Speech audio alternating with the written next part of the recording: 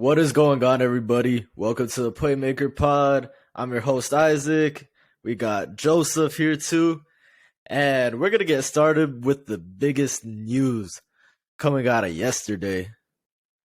Of course, we're talking about the number one pick in the NFL draft being traded from the Chicago Bears to the Carolina Panthers in exchange for the number 9 pick, a first-round pick next year, a second-round pick, and another second-round pick, along with DJ Moore.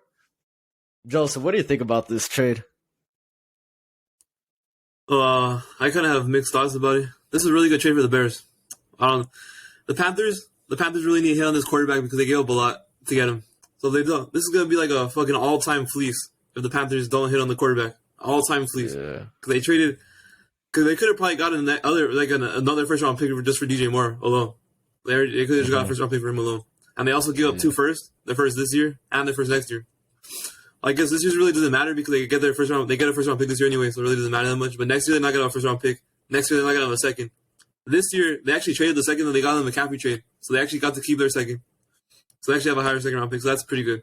So the McCaffrey trade actually helped them a bit. The McCaffrey trade actually helped them because they actually have draft capital this year because they didn't have any draft capital before that trade.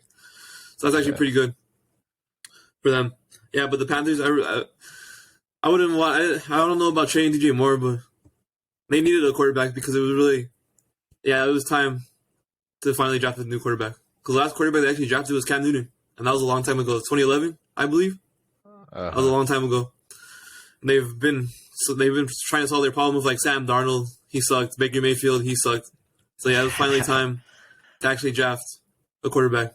Yeah, and then the Bears obviously we just talked about Justin Fields getting a wide receiver the other day, and he finally got one. And he got DJ Moore. So it was a really good trade. And hopefully the Bears actually draft good because last year's draft picks, they really didn't hit that much. They got Brisker and they got Kyler Gordon.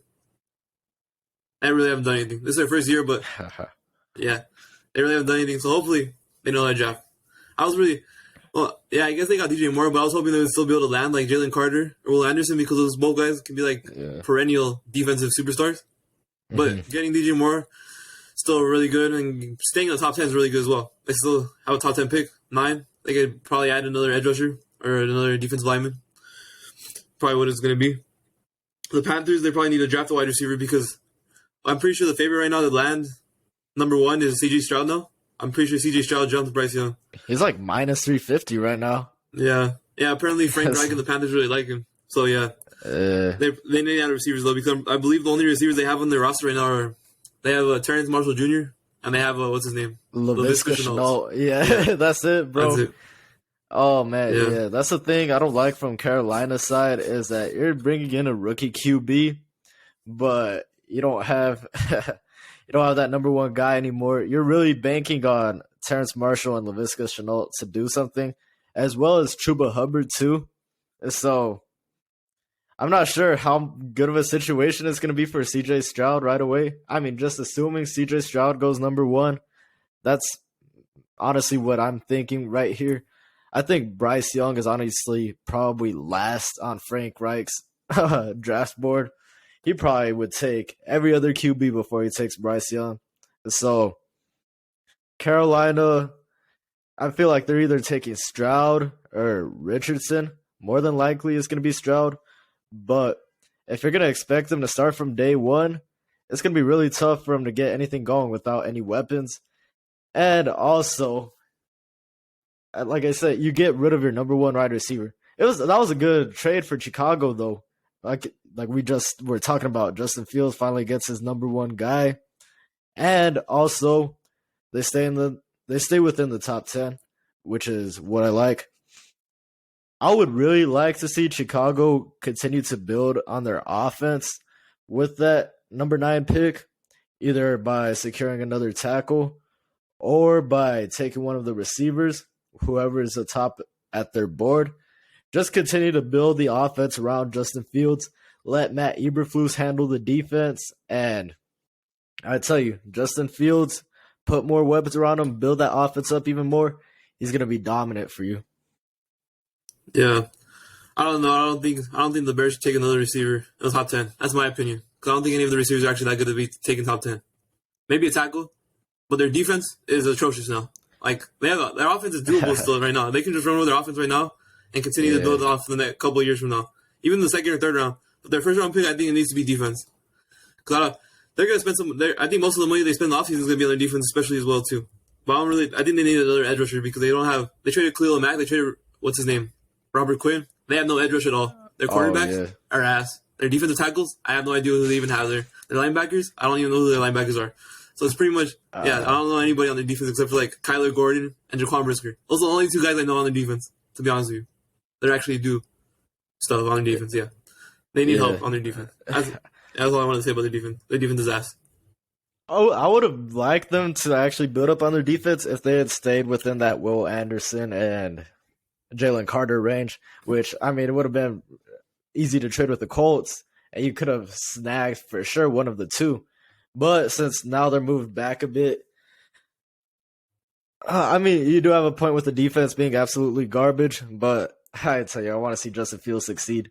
So it's a little bit of bias on my end, but I tell you, put as much around Justin Fields as you can. I mean, you got assets now. You got a ton of assets. So I'd say Chicago's in a really good spot after that trade. Yeah, last year I think I would have upgraded the offense because last year's draft was way more offensive driven, especially in the top of the draft. Like last year, you could have dropped down to 9. You could have got Garrett Wilson last year. That's how deep the draft was last year. This year, I'm not drafting Jackson Smith and Jigma in the top 10. I'm not drafting Quentin Johnson. Maybe Quentin Johnson, but I don't think he's going to get drafted by them. I think they're actually finding a receiver right now because they got Claypool, Mooney, and Moore. That's probably going to be the receiving corps going into next year. They could probably add another tackle, but I think they might do it in the offseason because there's like guys like Mike McGlinchey and Jawan Taylor from Jacksonville. Those guys are solid options to tackle. I think one of them will probably end up in Chicago.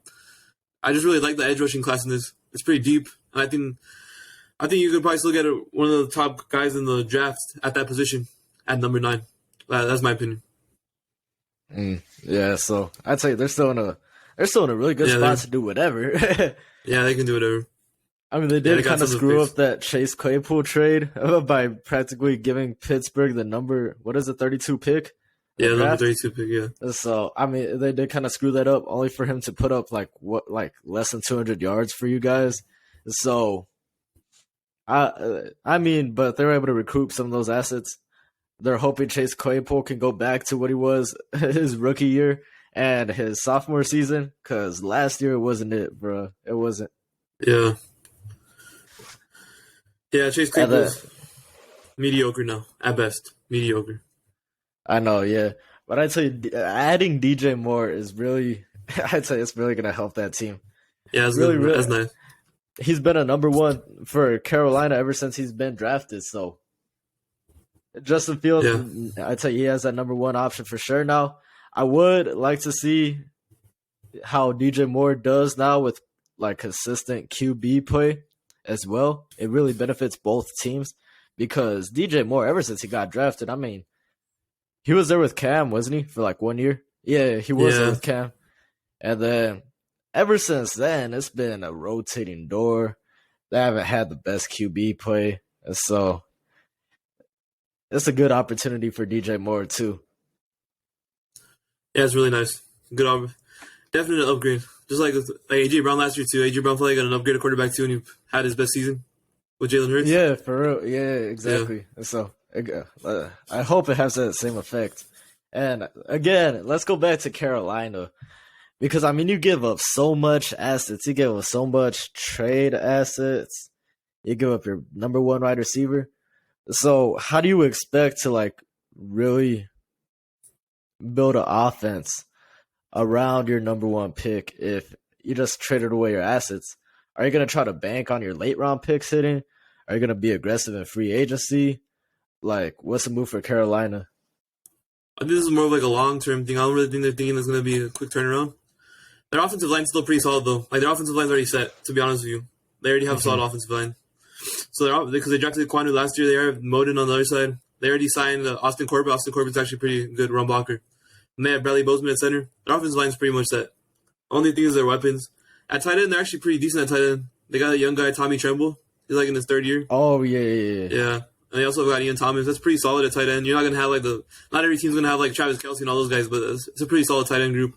The receiving group, they probably just need. Yeah, they're probably gonna need to draft a receiver in the later rounds, or they're probably gonna need to sign somebody in the offseason.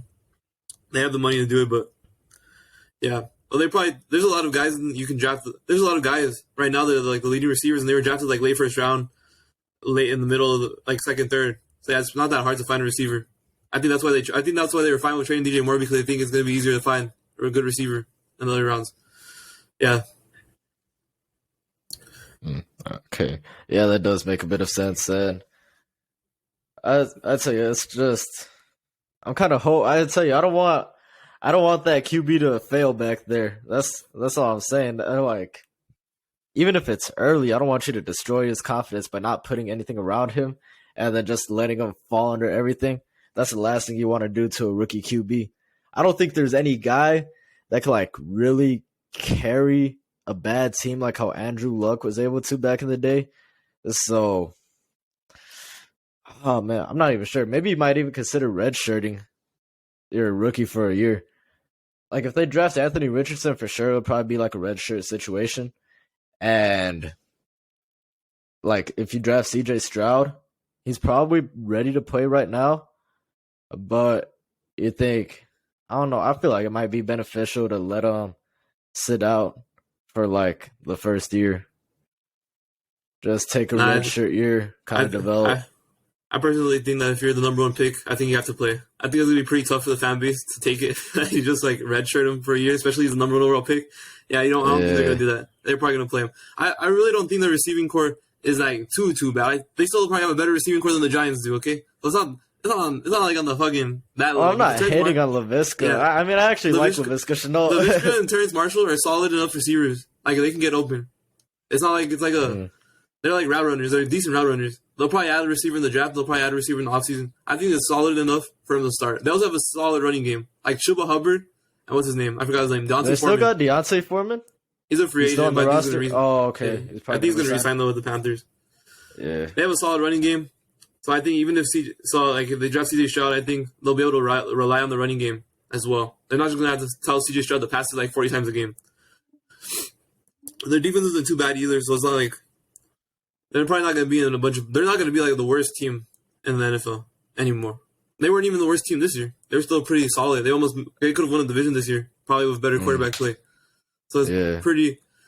I think it's a fine situation for the quarterback to start. Yeah, the receiving core is pretty. It's pretty bad right now, but I think they'll probably find a receiver in the drafts, probably in the third or fourth, and then they'll probably add another receiver in the offseason. So I think they'll be fine. Yeah, okay. I mean, that does make sense for sure. All right. Anything else? Actually, no. I do want to add one more thing. This is kind of like off the topic from like both of these two teams, but as a Colts fan, I'm pretty disappointed that this happens because now I'm pretty much having to settle. Like, I've pretty much accepted the fact that we're probably going to end up with either Will Levis or Anthony Richardson, which I was really hoping for Bryce or Stroud, but honestly, I see Stroud number 1, Bryce number 2, which leaves Indy with, unfortunately, probably Will Levis. Yeah, I think you guys are going to take Will Levis, to be honest, now. That's going to be tough for you. That's the most painful part about this trade. That's the most painful part about this for me. Yeah, because pretty much like CJ Stroud or Bryce Young, they're probably locks for 1 and 2. And then probably Will Anderson at 3. It would be tough if another team just jumped you guys. Actually, no, because you guys would end up with you guys would still end up with a quarterback. Whoever it is, yeah. Either Richardson or Levis. It's just that we won't have a choice which one it is, though. Yeah. Oh man, yeah, that really suck. But I'd say I just gotta hope the coaching staff knows what the hell they're doing with this guy, and who knows, maybe Will Levis can become like the next Justin Herbert or something. Oh yeah, it's possible. Yeah, Will Levis. Yeah, what's his name? What's your coach's name? Steichen? He worked with Herbert too, didn't he? And that's exactly why I brought that up. Yeah, so you never know. You can't just count him out already. He hasn't even played. So, yeah. I know, more than likely, I think it's Will Levis to the Colts. That just seems like the fit Yeah, right there. unfortunately. Unfortunately. A question about Will Levis. You think he's another one of those guys who has to redshirt for a year, or you think he can just come in and work with whatever's around him right now? Well, unfortunately for the Colts, he probably does need a redshirt, but unfortunately for the Colts, I don't think they're going to add another quarterback, so it's more than likely he's going to start next He's season. going to be forced to, because that's what I was thinking. I'm like, looking at the free agency QBs, I mean, the only one we could really add to be a bridge QB would be like Marcus Mariota or something. So, Oh, yeah. Yeah, at that point, I would rather just start Levis, to be honest with you. yeah, exactly. Yeah. It's like gonna if be the another Seahawks drafted the quarterback, I'm fine with the Seahawks just sitting him behind Geno Smith. Because Geno Smith is solid enough that you're fine, or you're still going to be able to compete, and you have a young quarterback on the bench. Yeah, but like the Colts, I don't think there's anybody they can add that's really going to do that for them. Yeah, so more the only likely option, the only option would be to keep Matt Ryan around, but I really don't want to see that again. I would rather just see Will Levis go out there with whatever the hell he knows right now. Yeah, Will Levis is probably still better to start. Yeah, Matt Ryan's probably pretty tired. Matt Ryan, bro. Yeah. Hell no, bro. I can't do that again. I really can't do that again. Yeah, it's better just to start the rookie at that point. Oh, yeah. Well, I guess hopefully you guys can get Richardson, but I think it's Levis. I think, man, I really do think it is Levis. God damn. But I feel like Chris Ballard actually does like Anthony Richardson, though. Man, either one of those two. I just come to the fact it's going to be one of those two, which is not what I was hoping for. Just from like my gut feeling, I think it's going to be probably like number 1, it's like Stroud, 2, Young, 3, Will Anderson, and 4, Levis, and then probably Seahawks either take, what's his name, Richardson, or they take Jalen Carter. One of them two. That'd be crazy. Jalen Carter number 6. Number 6, I don't even know. I'm about to say, if Jalen Carter falls to 6, bro, oh my god. The Lions, I think. God damn, bro, imagine if you got Aiden Hutchinson and then Jalen Carter in the middle. Yeah, that'd be crazy. Bro, I bet the Lions fans are probably praying that happens. They're praying to the heavens that happens. 4 top QBs go in the top 5. Oh my god. I wouldn't be surprised if another team though chase with number 3 though. I really wouldn't either, bro. And that's what scares me. That's why I was really hoping that Indy would get aggressive and move up to number 1. But after seeing what Carolina gave up, man, it's like, oh boy, I'm not sure if it would have been worth it. Yeah, but I don't even know who would do it though. I don't know if the Falcons are gonna. Like, I can see the Falcons doing it, but I don't know if the Falcons are gonna take that much of a risk because it's like I think they want to give Ritter a shot. Yeah, I think that. Yeah, because I don't really know how much they're really gonna have to have a good coaching staff for Anthony Richardson or Levis. So I think it's just fine for them to see what Ritter has and to keep their picks and just wait till next year. But I really don't know else because I could see the Buccaneers doing it too, but the Buccaneers would probably have to give up way too much because the Buccaneers are like in the low 20s. Oh yeah, because they made the playoffs. Yeah. Actually, it's like early 20s. I'm pretty sure. It's early 20s. Yeah, that's because they got knocked out pretty quick. Yeah, they might not even be in the 20s because they got knocked out in the first round. They might be like 19, 18 or something like that. I'm pretty sure if you make the playoffs, or they were. No, because there's isn't there 14 teams in the playoffs now? Oh yeah, so it might be like 18 or something. Yeah. Because they were the worst team that made the playoffs. They were. Division was so terrible. Yeah, I think they are. They have to be like 18 or 19 because they had the worst record in the NFC for the playoff teams. So they have to be like. It'd still take a lot of picks. They probably have to give up 3 first rounders. Probably their first round this year, their first round next year, and their first round again. That'll probably be a lot. Or they probably trade one of their players. That'll probably be the smarter thing to do. Just trade one of their players. All right, we're gonna get into some. Arizona? Hold on, like Mike Evans or something. I don't know about that. I was thinking like Devin White, stuff like that. Devin White. Because Devin White's already trying to get out too. Damn, that's even worse. Honestly, Devin White or Vita Vea would probably be even worse for the Bucks. Yeah, I just don't know if Mike Evans moves the needle anymore. He's been around since 2014. Yeah, I don't know if that's gonna be good enough for the Cardinals to move down for, because the Cardinals already want to move off of Hopkins. So I don't know. Yeah, that's what I was thinking. Like getting a receiver to. Well, I mean, Kyler Murray probably isn't even gonna play next year.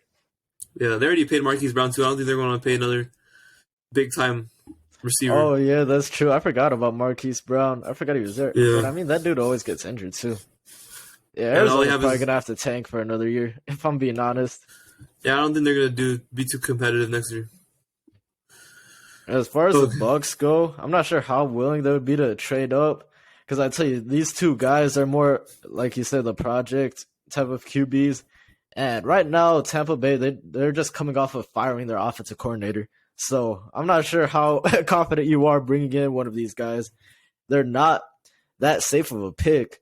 So I tell you, you just fired your offensive coordinator.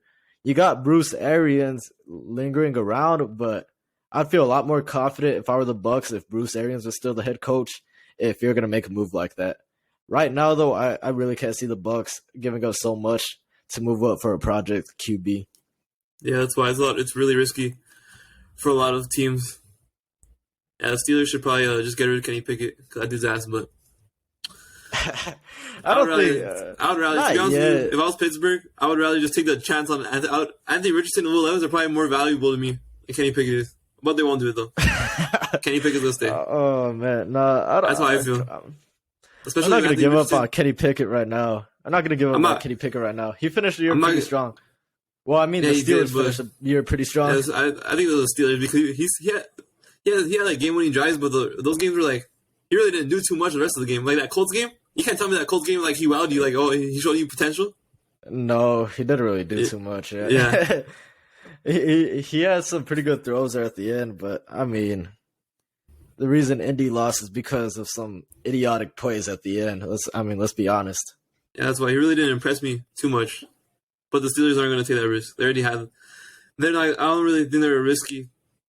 They're not going to take risky. What is it called? Risky things like that. They're not going to do stuff like that. They're going to keep Kenny Pickett. I'll probably just wait for next year. If I'm being honest, if I'm Pittsburgh, I'm not giving up on him that quickly. At least give him another shot. At least give him a fair shot. Yeah. All right, then we'll get into some more free agency news. Just a couple of days before the start of free agency. The biggest news is probably that Darius Slay, the Eagles have let him look for a trade, and this is going to be another big loss for Philly because he was an All-Pro corner this year again. He's one of the top corners in the NFL. I understand that I'm pretty sure the reason why he doesn't want to get paid is because the reason why he's trying to look for a trade is because they don't want to give him a new contract. But he's 32 years old. I think that's why they don't want to do it. I can see both sides because Darius Slay is an All-Pro corner. He deserves to be paid like one. And the Eagles, I understand that they don't want to pay a 32-year-old corner like the top level money that he wants. I understand it from both sides, but this would be a pretty big loss for Philly, especially after all the news where they said that Philly's going to lose Chauncey Gardner-Johnson, James Bradbury, and Hargrave. Their defense is pretty much going to. I don't know what they're going to do on their defense because their best corner of the back left is going to be Avonte Maddox, and Avonte Maddox is the one that was getting cooked most of the time. When the Eagles, like in that Chiefs game, it was Avonte Maddox. Yeah.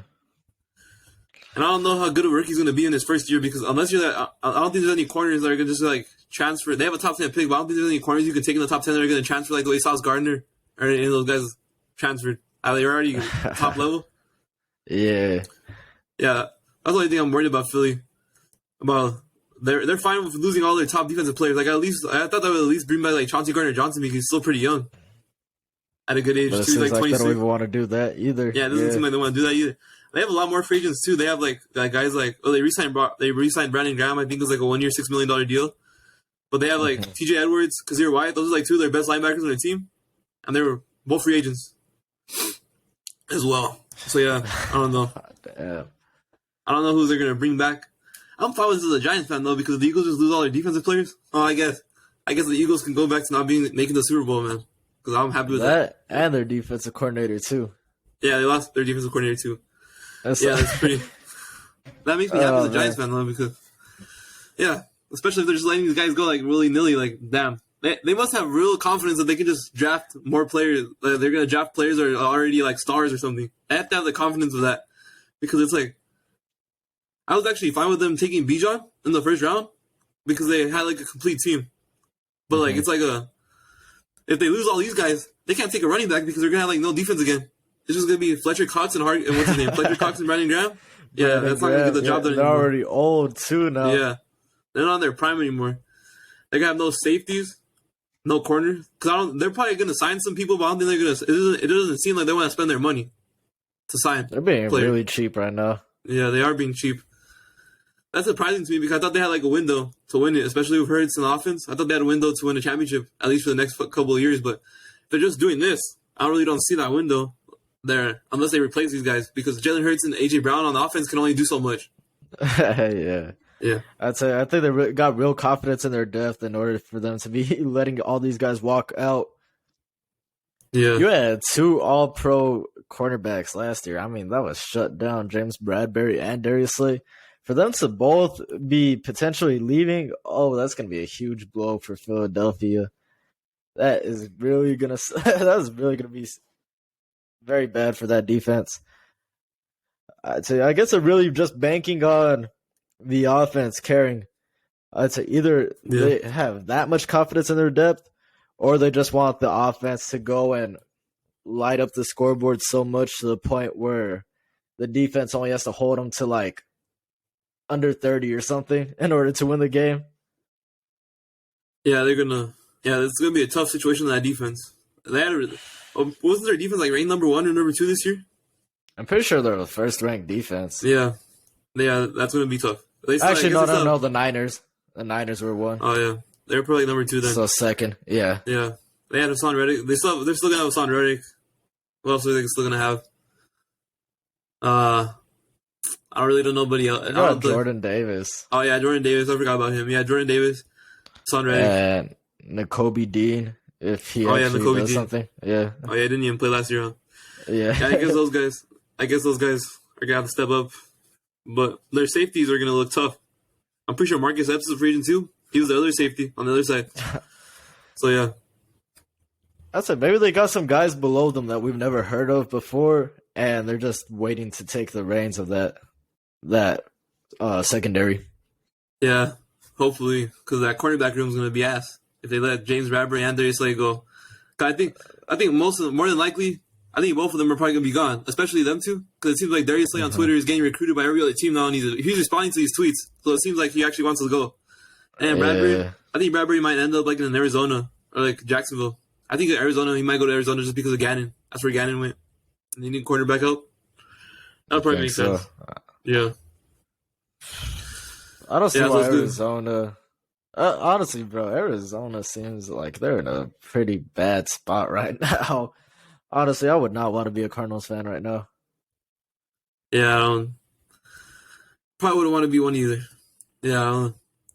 They were actually looking bright a couple years ago now, especially when they had Murray, when they really got Hopkins.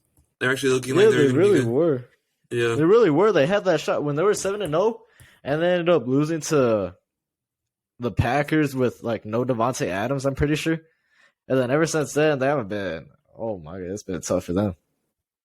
Now they're in a division where Seattle's coming back, and San Francisco's probably not going anywhere. Yeah, I don't know about Arizona. They might, and they just paid their QB too. So I mean, you're locked into Kyler Murray whether they like it or not. Yeah, they're locked into him. They already paid him last year, so they're pretty much. I think he's still a good quarterback. So I don't think it's a bad situation to be locked in with him. The rest of their team, though, their defense sucks, especially. Yeah, they're going to have to get rid of Hopkins. So, yeah, only like 2 receivers, Marquise Brown and Rondale Moore. So, yeah, it's a tough situation for Arizona. All right, we're going to go into one of the biggest, not the biggest, I don't know what I was saying. One of the first free agent signings. But, yeah, it's a decent name. The Texans are signing free agent Robert Woods to a 2-year deal. It's worth $15 million deal. It's a $15 million deal, so it's like $7.5 million per year. Yeah. If Robert Woods is still getting $7.5 million for what he did last year, I don't want the Giants to sign any free agent wide receiver because that's way too much money. Especially for Robert. You think that's too much for Robert Woods? I don't even think Robert Woods should get paid this money. Robert Woods is like on the level like. What do you want? Like a minimum contract or what? Like 3 or 4. I think it's pretty expensive for him. But it really doesn't matter for the Texans though, because not like they're doing anything anyways. It's just another receiver attached to the team. I guess they're going to need receivers for their quarterback. Cause I'm pretty sure they're going to trade Brandon Cooks, more than likely. Yeah, Brandon Cooks is out of there, bro. Brandon Cooks has been out of there for a minute. Yeah, Yeah, so this is really not much to say about this move. It's not like some groundbreaking move. The Texans are probably gonna take a wide receiver in the draft too. So yeah, they got John Mechie coming back too, or Mechie. He's coming back. He had leukemia last year. Oh yeah. He's coming back this year. Yeah, he's coming back this year. And he's fully healthy again. Yeah, it's gonna be another receiver. They already have Nico Collins. He's solid. I guess he's gonna be a solid fourth option. So yeah, they're adding to the receiving core.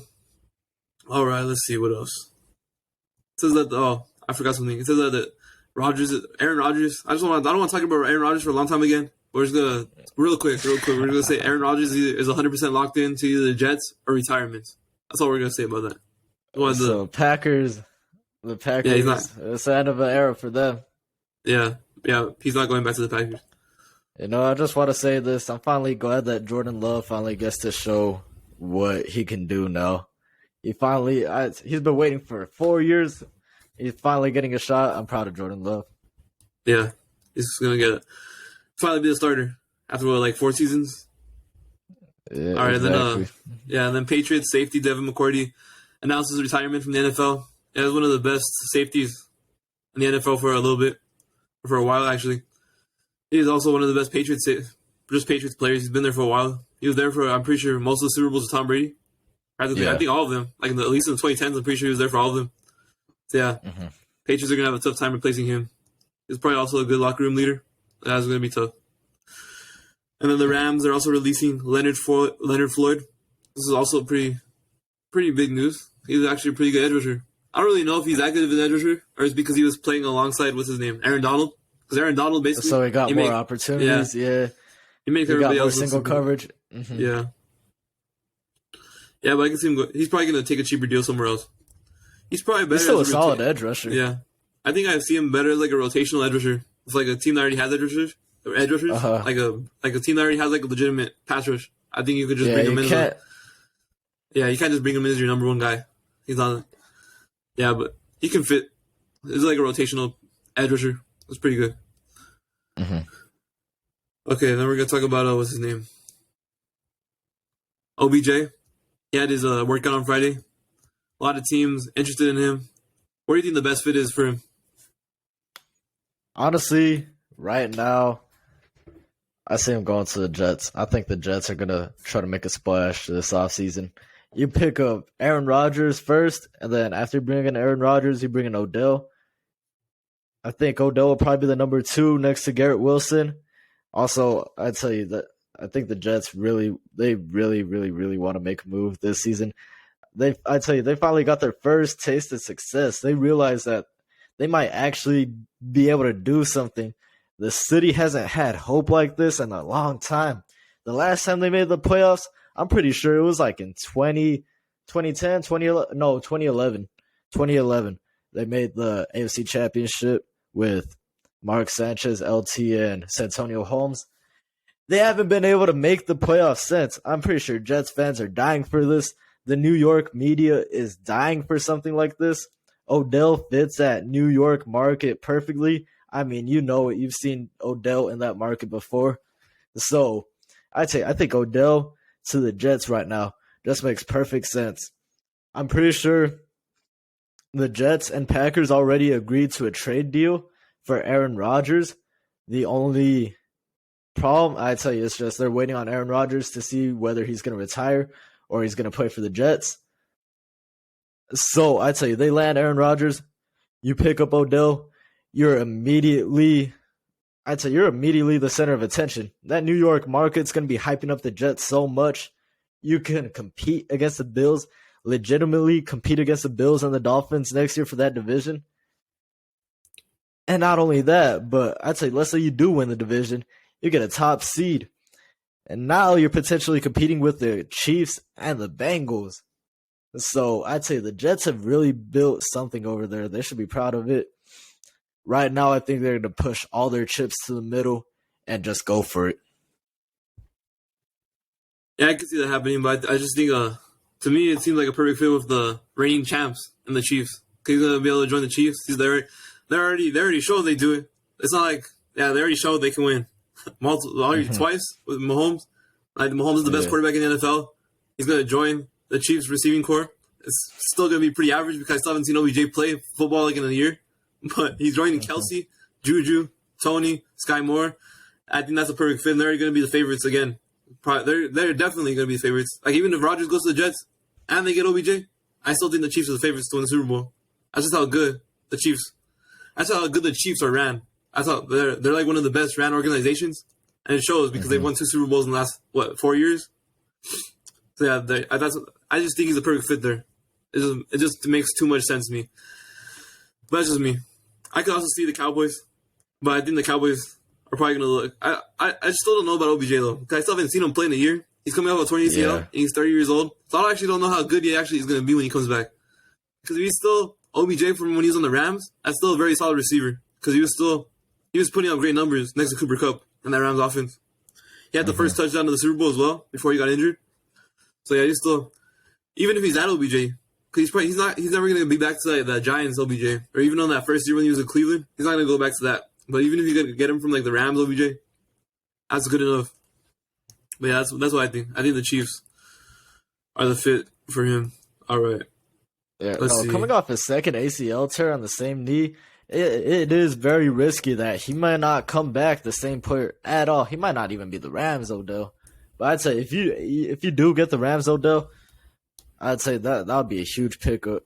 The reason why I say he goes to the Jets, though, I'd say he's about. I feel like he's more about the market, bro. He's one of those big time receivers. I feel like the market's really gonna play a role into what he decides. Last year, I'm pretty sure everyone thought that Green Bay was an obvious spot, either Green Bay or Kansas City. They were the obvious spots. They were the 1 seeds on both conferences. And he ended up going to the Rams. He wanted to be in that LA market. So I'd say he gets a chance again. Either the Chiefs or the Jets, both teams he feels like he could contend. I feel like he's going to go to the New York market over the Kansas market. Well, if we're just talking about market, then he's a Dallas Cowboy, to be honest with you. If we're just talking about market. America's team and all that stuff, he's going to be a Cowboy. Jerry Jones is going to pay him. Yeah. To me, if it's market, if that's all he cares about, it's just going to be the Cowboys then. Because the Cowboys are probably like I think the Cowboys, even if it's a New York team, I think the Cowboys are the biggest market in football. Like the way they. Probably, yeah. Yeah, they're worth the most money out of everybody. I think if he just cares about market, then unfortunately for me, he's going to be a Dallas Cowboy then. Because that's the team. I think that the Cowboys are probably still going to pay him the most too. I think Jerry Jones is desperate enough to pay him the most money. So I think that's a better chance of happening to me if we're just talking about market. Makes sense, yeah. Yeah, I'd probably put Dallas up there too.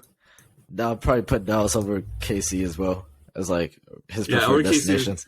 Yeah, probably. I just don't want to bring up Dallas because I don't like Dallas. But yeah. Yeah. But yeah. That's look at this report here. Does the Cowboys feel comfortable signing Odell Beckham Jr. to a lengthy contract if the health is right? Oh boy, a lengthy contract? Yeah. How old you say? You say he's 30 years old? Yeah, he's 30 years old. Oh boy, that might not be the move, bro. If I'm being honest, that might not be the move to pay him a lengthy contract. Oh no, he's gonna want 30 years old. He's gonna coming want off 2 ACL tears. Oh, I don't think that's a good move. He has the confidence in himself that he's gonna want a lengthy contract. I'm pretty sure he's gonna feel disrespected if the team offers him like a 1-year deal. To me personally, the way I've seen OBJ the last couple of months, the way he's trying to be marketing himself, like he still thinks he's like that number 1 guy. So he's gonna want a big contract. What is he? Oh man, that's true, bro. But damn, I feel like you gotta have some more self-awareness. Not necessarily your abilities, but kind of put yourself in a team situation where it's like you're coming off of 2 ACL tears and you're 30 years old. You really think a team's going to want to pay a lengthy contract? I mean, if he can get that from a place like Dallas, then, I mean, congrats to him, bro. But I'd tell you, if the team does it, I think they're just dumb. Yeah, you've already seen Dallas is stupid enough to do it. They are. They already signed. They've given Ezekiel Elliott that 5-year deal. Wasn't it a 5-year deal? And they're paying him like almost $16 million. They're paying him $16 million this year. That's not good, especially for what he does. Right now, Ezekiel Elliott is probably like an $8 million player. He's like they really just use him below $8 million. Yeah, he might even be below 8. Yeah, that was he's a number 2 back now. Yeah, that was being generous because I could have probably gotten lower, but I just said $8 million because I don't want to disrespect them that much. But the Cowboys basically just use them for short goal situations, like for 3rd and 1, first and goal. That's what they use them for now. He was really Bro, like you can sign Latavius Murray for that. Yeah. You can sign Latavius Murray for like $2 million to do that. Yeah, but what's his name? Jerry Jones loves Zeke too much to do that to him, so it's not gonna happen. Zeke is gonna stay in Dallas probably for the rest of his career. I don't even think that would be. It would feel weird to me actually to see Zeke in another jersey. To be honest with you, And probably me personally. yeah. So I never think he's gonna end up. I don't think he's gonna end up anywhere else. He probably retires a Cowboy. Yeah, Dallas fits him perfectly. Jerry Jones loves him. Maybe Too he takes much. a pay cut this year, but I don't think he takes a pay cut because Jerry Jones gasses him up all the time. He's like, "Oh, he's still a game-changing player." Do you really think you're going to be able to get a pay cut out of a dude that you're saying he's a game-changing player, and you think he's going to take a pay cut? Yeah, I don't know. There's only He's like hyping one game. Zeke's ego. Yeah. He's hyping game- Zeke's ego too much. Yeah, a game-changing player. The only game-changing player that the Cowboys probably have is Michael Parsons. To be a game-changing player, you have to be like a top 5 player in your position. To me personally, those guys affect the game. Michael Parsons, for sure. Maybe you can argue CeeDee Lamb. You can argue him, but I think it's really just Michael Parsons. He's like the game. He can wreck the game open for you guys. Like he gets strip sack and all that stuff. He can do those type of plays for you. That's the only game changing player the Cowboys have. To be honest with you, I guess that could be a game changing player for the opposite side of the football. I was about to say. Yeah, I was about to say. Yeah, for the opposite side, yeah, maybe Dak. But yeah, the only game changing player that the Cowboys have is Michael. Clearly. Yeah. I'd probably put Lamb up there too on offense. I think he's an elite wide receiver, but yeah, Zeke is definitely not one of those guys anymore. His rookie year, yeah, for sure, bro, because they were 14-2. They were the best team in the league that year. So obviously, I think Jerry Jones is still stuck in the past again, like how he normally is. He's still stuck in 2015. And he still sees Zeke straight off Ohio State into his rookie year. That's the player that Jerry Jones sees right now. Yeah, he gasses him up too much. He's probably gonna stay in Dallas for sure. I'm pretty sure Dallas is giving up they're giving up like $27 million just to their running backs. And Pollard's probably gonna get more money because of when he gets an extension, he's probably gonna be making like $12 million a year. That's probably gonna be a little bit more than that. Yeah, that's crazy. He's gonna get his extension and still be getting paid less than Zeke.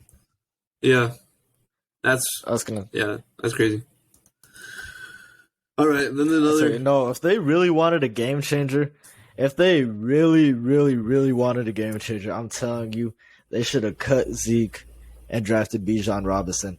That right there would have been a game changer, like for sure. I watch this dude at Texas all the time, bro. That would have been a game changer. You got fresh legs, not old legs like Zeke. Oh my god, that would have been that's a legit game changer. Yeah, thank God that's not happening anymore though.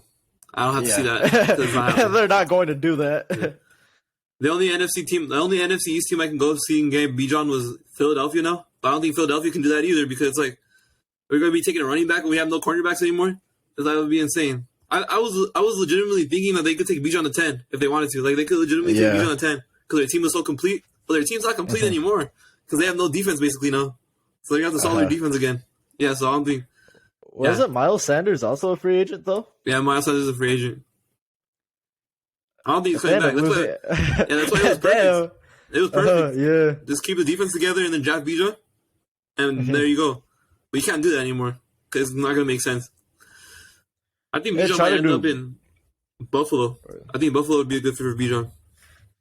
It would be a good fit. I really don't want that to happen, though. Just because I don't like Buffalo. And because I think they would rather want to throw the ball around everywhere. I don't think they're going to use him to his full strength.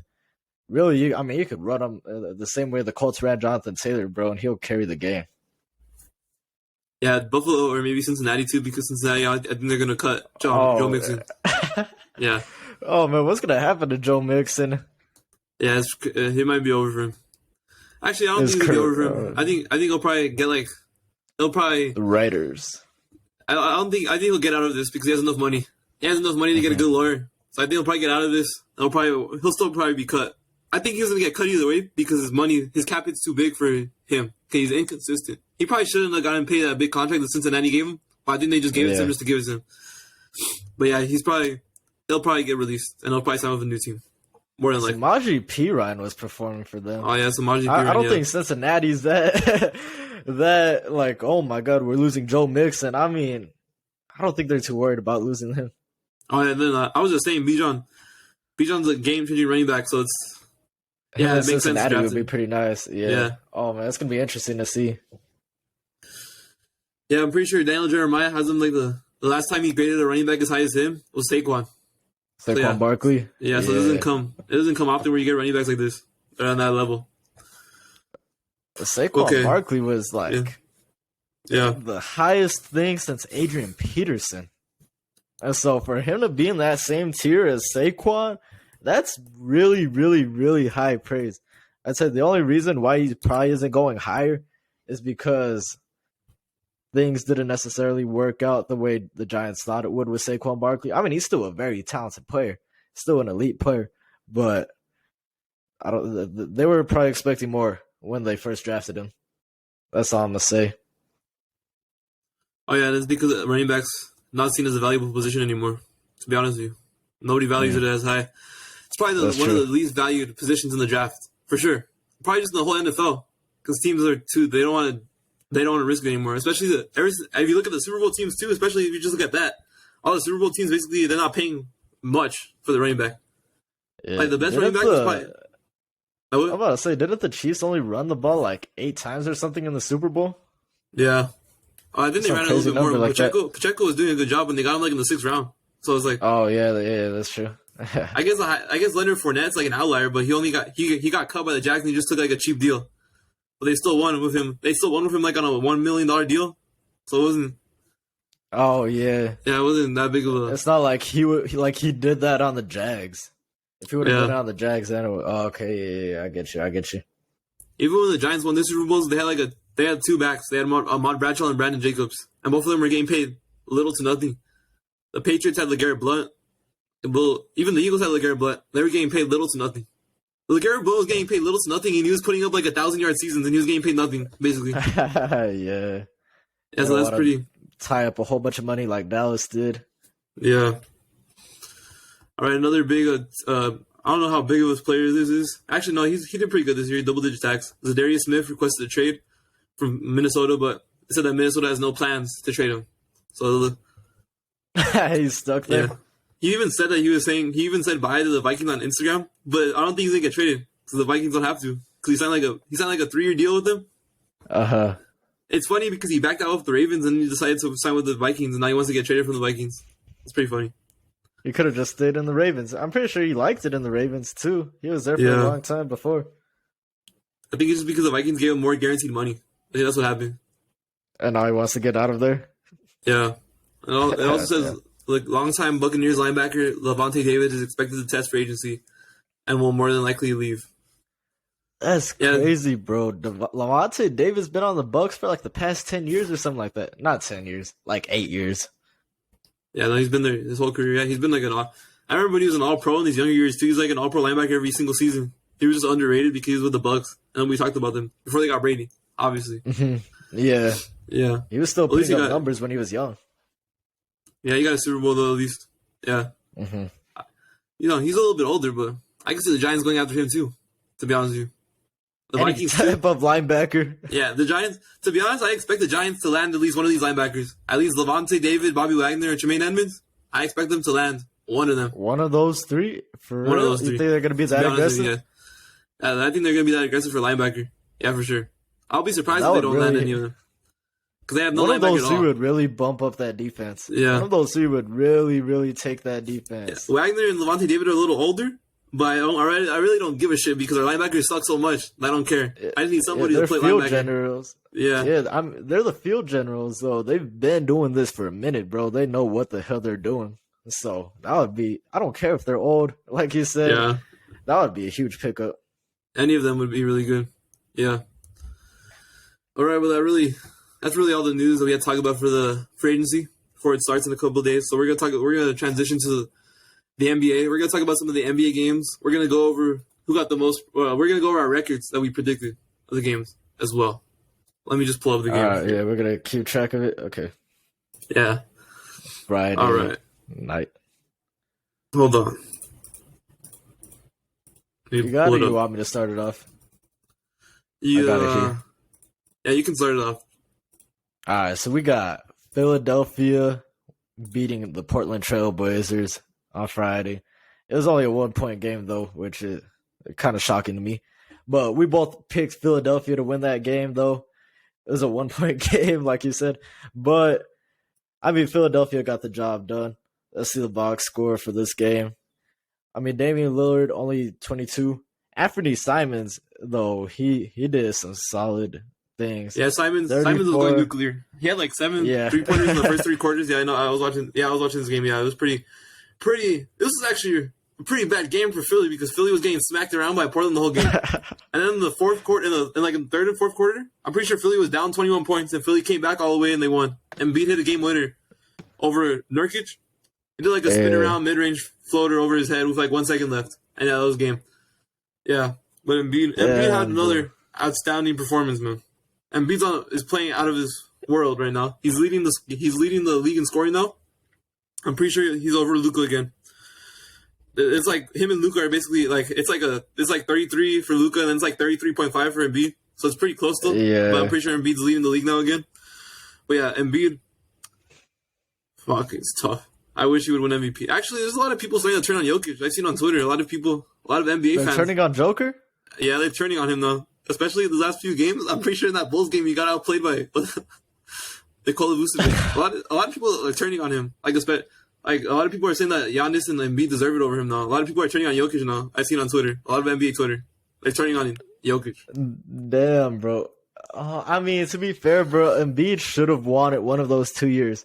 The first year, Philadelphia was a number 1 seed.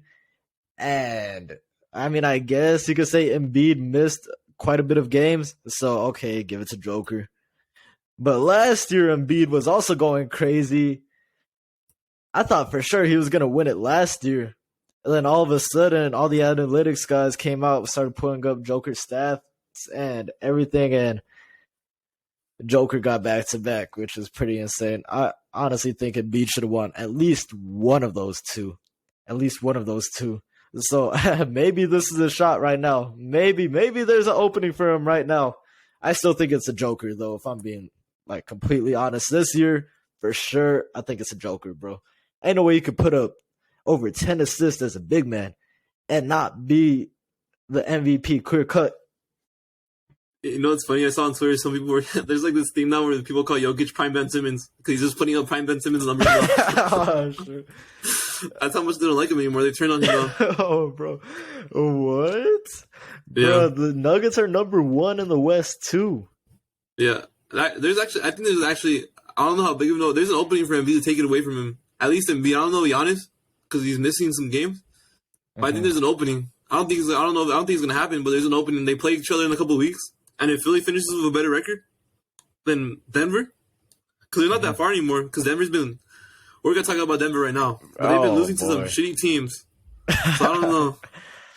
Yeah, they've been losing to some shitty teams, and Jokic. It's funny how you got outplayed by Vucevic the other day, though. That was funny. The Prime Ben Simmons thing is funny, where they call him Prime Ben Simmons. That's funny. Minus defense, too. Yeah. Embiid, what is it called? Yeah, Embiid had another outstanding game. Hit a game winner. He was really the only. Everybody else was pretty unproductive. Maxey was actually on the stretch of scoring like 23 plus, but it ended this game. So yeah, but Embiid put Portland away at the end of this game. Yeah, because the Portland got cold in the fourth quarter. They couldn't hit anything anymore. So yeah, we both picked Philly, so we're tied 1-0 right there. Yeah, and then the next game, let's see. Well, we can talk. Well, I guess we could just talk about Denver and San Antonio. I guess since it's Jokic, we were talking about Jokic already. Oh, we already brought it up, bro. We were shitting on the Spurs so damn much. Yeah, the Spurs. Boy, that is crazy, dog. It's always hilarious to me though how the Spurs just lost 2 games to the Rockets and they somehow beat the Nuggets. I know. Yeah, these games really don't. Stuff like that doesn't really matter, but it's just insane to me that can happen. Like they just lost back-to-back games to the Rockets, but they somehow just. They beat the Nuggets, and they were like, 10-point underdogs? Yeah, so it's crazy. Bro, shout out to anybody who bet the Spurs money line, bro. Shout out to anybody who was that ballsy enough to bet on the Spurs money line. Because, bro, you fucking banked yesterday, bro. Yeah. Whoever, they got paid yesterday, man. They got a nice little payday for this game. Yeah. Oh boy, that one shocked me. That one really, really shocked me, bro. The Spurs. I thought the Spurs were giving up on their whole season, but god damn, I don't get how games like this could happen. If you're Denver, how do you allow this to happen, bro? It's the worst team in the NBA. You should beat them by at least 20. Yeah, they just lost to Chicago as well, too. Yeah. Yeah, they have good separation right now, so they can lose some of these games, but it's like, yeah, especially since Memphis is the closest team to them, I believe. Memphis. Yeah, Sacramento caught up, too. Yeah, but they're still 7 games away. So, oh damn, yeah, it's a pretty big deal. It's not that big of a deal for Denver, I guess. Yeah, because if it was in the East, if they were in the East, it would be a pretty big deal. But yeah, because the West is really like the West, except for the number 1 seed, is basically all competitive on the bottom of the West. Mm-hmm. So like in the East, it's like the East is the opposite. Yeah, in the East, it's like basically like the top 4 teams, maybe the Knicks too, but the Knicks have cooled down a little bit. They lost 2 in a row. So yeah, so it's like. It's basically the top 5. The top 5 is basically because I don't really see none of these other teams can even have a chance. Like you could maybe make a chance. You can even make a case for all these bottom seeds. You can make a case for even the Lakers, the Warriors, the Mavs. You can make a case for those teams to win the championship. Over here in the East, you can't make a case for the fucking Hawks, Raptors, or Miami Heat to win the championship. You can't make a case for it. The only teams you can really make a case for the East: Milwaukee, Boston, Philly, Cleveland, maybe like a super dark horse Knicks. Yeah.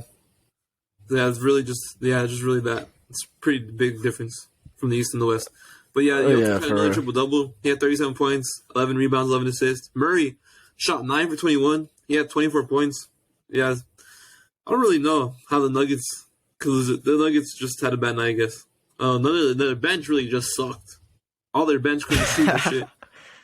Because it's not like the Spurs. Bro. None of the players on the Spurs had like an outstanding game. We're like, oh my god, they were on another level. None of them did that. They just lost this game. Yeah, so all right, we're 1-1. Dog, if you do some shit like that in the playoffs, bro, like how we just talked about, the West is like loaded from all the way down to the play-in, bro.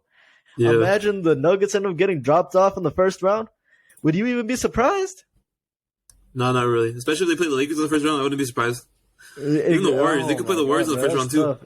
Yeah. Yeah. So Denver, bro, they gotta get locked in, man. They can't be doing this type of BS, bro. This is their best shot to win a title, bro. They're the number 1 seed in the West. They've been dominating all year. Joker's back to back, likely back to back MVP. I mean, bro, you gotta go out and get it this year. Yeah, they do. And then the third game of the night, it was Cleveland, Miami. You predicted Miami. Miami won 119-115. So right now I'm 2-2 and you're 1-2. 1-1, 2. You're 2-1. No. Yeah, I'm 2-1. Yeah. Right. Yeah, 2-1. Yeah, I'm 2-1. I switched my pick last second off of the Miami culture, and it turns out I might have been right about that. Yeah, I don't know if that was the reason why, but yeah, I don't know if the Miami culture was the reason why, but yeah. Donovan Mitchell, like I predicted, had a bounce back game. 42 points, led the team in scoring. Yeah, but I didn't know that. What's his name? Darius Garland didn't play this game, so didn't have that information when I picked the Miami to win this game. And also, Mobley didn't do shit. I guess Kevin Love was too good for him on defense. He was supposed to feast on Kevin Love. He's 4 for 10 from the field. Mitchell was the only one that did good this game. Struz had 14 on the bench for the Heat. Butler 19. Oh no, Butler 33. Bam had 19. Tyler Hero was 25. Yeah, but Miami gets a 4-point win. Yeah, still don't believe in Miami at all, especially when Kevin Love's the starting power forward. But yeah, Cleveland takes a loss. I actually needed that Cleveland loss because they were getting a little too close to Philadelphia. So yeah, it's actually better for me. You're happy about that one? Yeah, I'm happy for it. I just picked them to win, but I'm happy they lost. That was good for me. Damn. Good for Philadelphia. All right, the fourth game of the night. Atlanta took the win over Washington. I took Atlanta. I believe you took Washington? I took Washington, yeah. All right, so we're now back at even 2-2. I wasn't too confident about that one. Yeah. Yeah, 2-2. Trae Young had 28 points, 9 assists, 2 rebounds, 7-point victory. Beal had 27 for the Wizards. Kristaps had 22. Kuzma, a nice 17. Gafford at 13. pretty pedestrian for the bench. The bench really didn't do much for the Wizards. On the Hawks side, Bogdanovic had 15 off the bench. Sadiq Bey with 14. DeJounte Murray had 16 points, 7 rebounds, 7 assists. Pretty good night for him. 18 points for Hunter with 17 boards. Nice defensive wing right there. But yeah, pretty solid night, especially with Capella and John Collins. They didn't do shit. They still took a dub. Yeah, the Hawks stay. Oh yeah, the Wizards are 31-36. I thought they were closer, but they're really not. Yeah. So we're both tied at 2-2. All right. Yeah. The fourth game, I believe, is the Brooklyn Nets versus Minnesota Timberwolves. And the Timberwolves was Brooklyn. Yeah, you took Brooklyn and I took Minnesota. This is actually a pretty good game. Nas Reed sent him to overtime. Game. Yeah, Nas Reed sent him to overtime. But Minnesota couldn't get the job done in overtime. Just took the loss. Anthony Edwards, though, I guess McCall had more points than him. But Anthony Edwards, I think he was the best player on the court. Still take him over McCall. McCall played almost 47 minutes. Damn, I didn't even know that. He played the whole game, basically. Oh, shit. Yeah. God damn, bro. He only took 3 minutes off for the whole game. That's crazy. And this dude doesn't miss any games either, bro. He doesn't take no load management or any BS like that, bro. God damn. Actually, no, he only missed 1 minute of the game, right? There's 48 minutes of basketball, right? He only missed one game. He only missed 1 minute the whole game. That's pretty. Oh, shit. Yeah, because it's 12-minute quarters. The overtime? Yeah, overtime. Oh, never mind. Yeah. I guess, okay, that's why. That's why. He still played almost the whole game, though, because in overtime only like 5 minutes. He only played. He basically played 42 out of the 48 minutes of the full game. If you don't count overtime, he played 42. Yeah, that's still a ton. Yeah. Yeah, that's still insane. He only missed what Spencer Dinwiddie had a nice game too. Yeah, Dinwiddie. 29 points, 11 assists, 3 rebounds. Yeah, a lot of Brooklyn Nets fans are actually mad at Dinwiddie because they say he tries to play like he's like the superstar of the team. But yeah, for real. Yeah, like they say he's trying to play like he's trying to make the All-Star game. That's what he's doing. Yeah, but Rudy Gobert had 26 points. I guess Claxton. I thought Claxton couldn't guard him. I guess that's like actually a pretty good game for him. For Rudy Gobert, bro. That's crazy, bro. Especially since all he does is toss up shots in the paint. It's not like he could hit free throws or anything. Yeah. You know what's funny is that Nas Reed, the only shot he hit the whole game was that shot to send him into overtime. That's pretty funny. Damn. He only had 3 points, and that was the shot. It mattered. Yeah. All right, you took the lead 3-2. I believe we're finishing tied though because I'm pretty sure. Yeah, the Lakers. I took Toronto. I took the win over Toronto. Yeah. D'Angelo Russell went crazy this game. Yeah, Russell's really the reason that the Lakers won this game because. Well, I guess the bench, too. The bench is really good. Davis didn't do anything. He had 8 points. 8 points, 9 rebounds, 3 assists. Yeah, but Russell had 28 points, 9 assists, 5 rebounds. Vanderbilt had 16 points, 4 rebounds, assist, 2 steals. Schroeder off the bench had 23. Hachimura had 16. Austin Reeves, 18. 60% from the field. So, yeah, pretty good. And then Toronto, OG Anunoby, 31. Scotty, 32. Those guys really carried the load. Siakam didn't do anything. Pretty disappointing. Jakob Poeltl had a pretty good game, 17 and 10 and 4. That's a pretty good game for him. Yeah, Scotty was the best player though. 32 points, 7 assists, 9 rebounds, almost a triple-double. Pretty good game, but yeah, we finished 3-3, both of us. Evenly matched. Got up early too, though. Hold on, I need to check like the scoring table. Cause I'm pretty sure Toronto got up early. Exactly what I said, too. I said Toronto was going to end up going at it early. Okay, yeah, so Toronto outscored the Lakers 28-15 in the third quarter. The only problem is that they gave up 37 in the fourth quarter, and LA came back and won that. They gave up 37 in the fourth quarter. So Toronto really should have won that one, but they couldn't finish it out. So... Yeah. I really thought Toronto. Yeah, the Lakers improved teams actually working though because it's like if Anthony Davis with Russell Westbrook had like 8 points, they probably wouldn't have won that game. To be honest with you. Oh hell yeah! Yeah, they wouldn't have had. They wouldn't have had Russell Beasley, a massive upgrade. Or Vanderbilt. So yeah. That trade was really worth it. So yeah. And Beasley and Vanderbilt. Oh my god, bro! I really don't know how they were able to get that kind of return for Russell Westbrook and a 2027 pick. Yeah, the only way this trade's going to turn out bad for him is if that 2027 pick turns out to be like a top 5 pick or something. Then it's probably pretty bad. I don't gotta 'Cause he worry about basically- that till 2027 though. Yeah. Okay, then we're gonna start. We're gonna go into our Sunday preview for the NBA games. Not really too many like competitive games. I guess there's some. There's like one or two. There's like one game I can see being an upset. Or we're gonna talk about first, probably the most competitive game of the day. That's gonna be Brooklyn. Actually, there's two competitive games. We're gonna go for this one. First one, Brooklyn at Denver. Denver's been on a really. They've been falling down a little bit in the standings. They're not really in the standings in the loss department mostly. Yeah. Mm-hmm. Let's see. How many games have they lost in a row? Let me see the record last few games. They lost to Chicago. Around a They lost to 2-game. San Antonio. Yeah, 2-game. 2 bad losses, though. Those teams suck. Mm-hmm. Yeah. I don't know. I want to take Brooklyn just because I want to predict the upset, but I don't know. I don't know. It says that Ben Simmons is a game-time decision. That really doesn't matter. That doesn't matter. For real. I don't know. Let's see. Let me see the Nets last few games. They lost to Milwaukee. They beat Houston. And they beat Minnesota. I'm probably going to pick Denver to bounce back, especially since Minnesota was coming off of an overtime game probably. Yeah, they just come off an overtime game, yeah. So I'm probably going to pick Denver to win this game. To bounce back after 2 bad losses. They'll probably get a nice win here over Brooklyn. Yeah, I also got Denver. I'd say you can't. Oh my God, they can't be losing these types of games. I mean, they're already on a 2-game losing streak. I think Denver's too good of a team to allow them to go on to lose another game too. This one they're going to be at home. Hold on, are they going to be at home? I'm pretty sure they're at home. Yeah. Okay, yeah, they're at home. So Denver's going to be at home. They got a good shot to win this game. I mean, like you said, Brooklyn's coming off an overtime game where Mikal Bridges played 47 minutes that game. And I'd say Denver's too good to be losing 3 in a row. Like, I'm sorry. Especially after losing to San Antonio. That should have woke them up or something, bro. Because they're too good for that. Yeah. Yes, yeah. Both of us picked Denver. I think Denver gets that win. I'm pretty sure. Like, I'm almost more sure I was pretty sure about the Spurs win, but I think after they lose 30 straight games, and yeah, it'd be pretty bad for them for this Nuggets. But I think they get a bounce back win.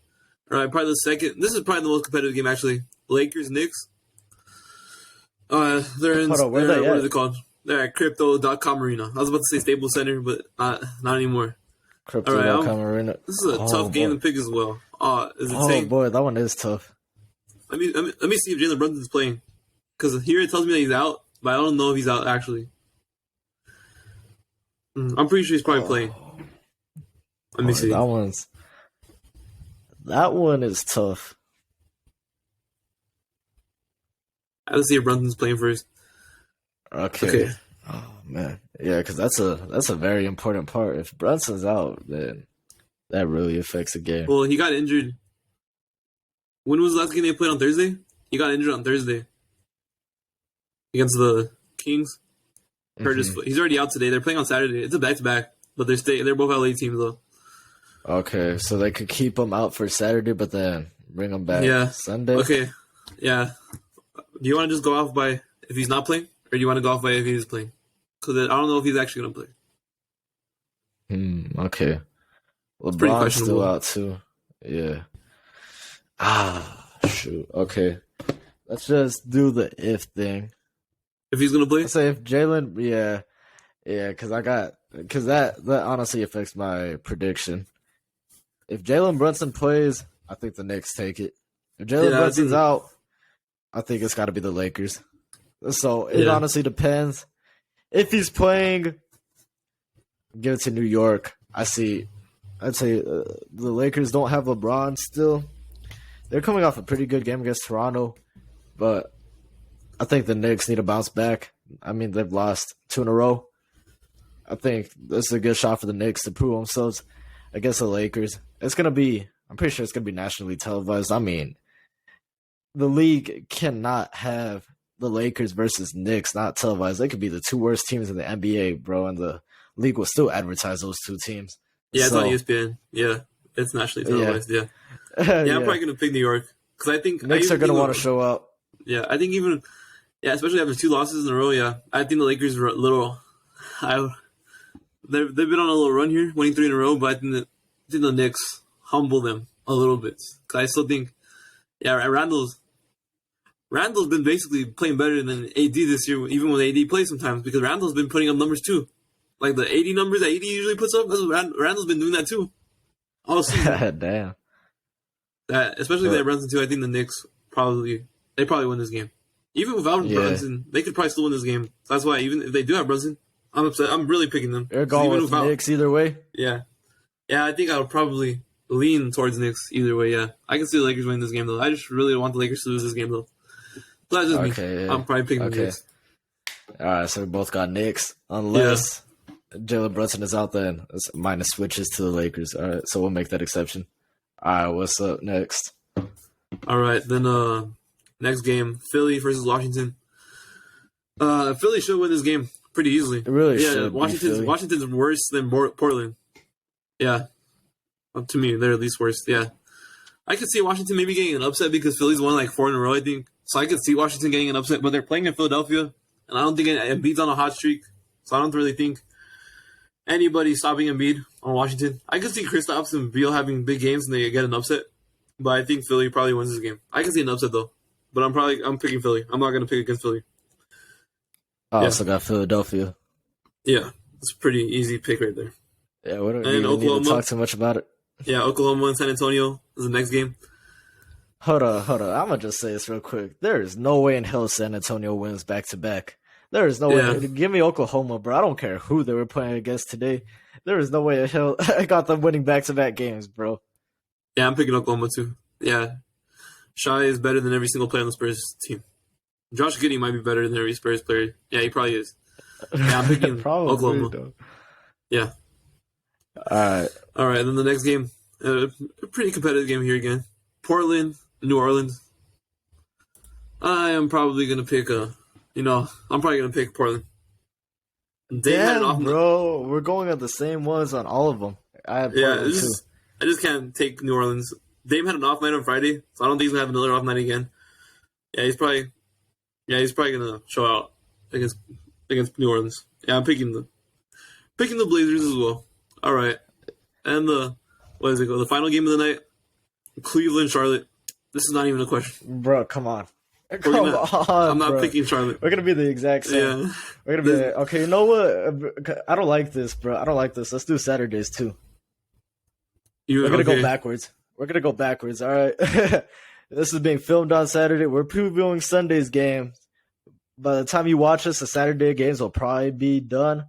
But I don't like having the exact same picks for every single game. So let's go Saturday. There's some more competitive games here. Oh, we got a lot of games here tonight. Oh, okay. Yeah. I like Saturday's slate better. Let's get that. I'll tell you, by the time you guys are watching this, the games will probably already be done. So, okay, I need to go right now. So we're gonna have to. Picks. I'm gonna have to go like in a couple of minutes, like in 10 minutes. So we're probably gonna have to go a little bit quicker. Okay, we're probably not gonna be able to give a full description of each game. Okay. Okay, let's run through it then. New York at Clippers. I'm gonna go with the Clippers to win this game. Yeah. Jazz at Hornets. I'm gonna go with the Jazz. Jazz are the better team. Indiana, Detroit. Yeah, I don't think I got Indiana. I'm picking Indiana. It'd be pretty hard to predict the upset for Detroit. So Miami, Orlando. Miami. Yeah, Miami. I was thinking about picking Orlando, but I was like, nah, I don't want to predict the upset either. Boston, Atlanta. I'm gonna pick Boston. Okay. Houston, Chicago. I'm just gonna pick Houston to make it different. Okay, I'm just gonna make it different already. I don't think we're gonna win this game, but I'm just picking them just to make it different. I don't want to have the same thing again. Dallas, Memphis. Okay, you know who I got? Okay, I can go either way, but I'm gonna pick Memphis too to make sure it's different, so we don't have the same team. All right, for sure. And then Milwaukee, Golden State. Oh, this is actually a good game. Let's see. I think I'm gonna take Milwaukee. Oh, wait, hold on. Let me see if Giannis is playing. Is Giannis not playing? Okay, if Giannis plays, I'm gonna pick. I'll just go like this. If Giannis plays, Bucks. If Giannis doesn't play, I'm going with the Warriors. I'm gonna roll with the Warriors. Suns, Kings. Suns, Kings. Actually, good game too. I don't know. KD's not playing anymore, so I'm gonna go with the Kings to make a statement. On Phoenix. Okay, I'll just go with the Suns then. Thunder, Pelicans. I'm Oh, gonna go with OKC. All right, then. Give me New Orleans. You picked New Orleans. Okay, all right. Okay, that was our Saturday and our Sunday preview. We're gonna see our records on Monday. On Monday, we should have an NFL mock draft pre-free agency. We're gonna do it before free agency. Then we're gonna do it after, mostly after free agency. Like everybody makes their big signings and everything. We're also gonna do some free agency predictions on the top free agents. So yeah, we'll see you guys on Monday. Well, actually not on Monday. We'll see you guys probably on Tuesday.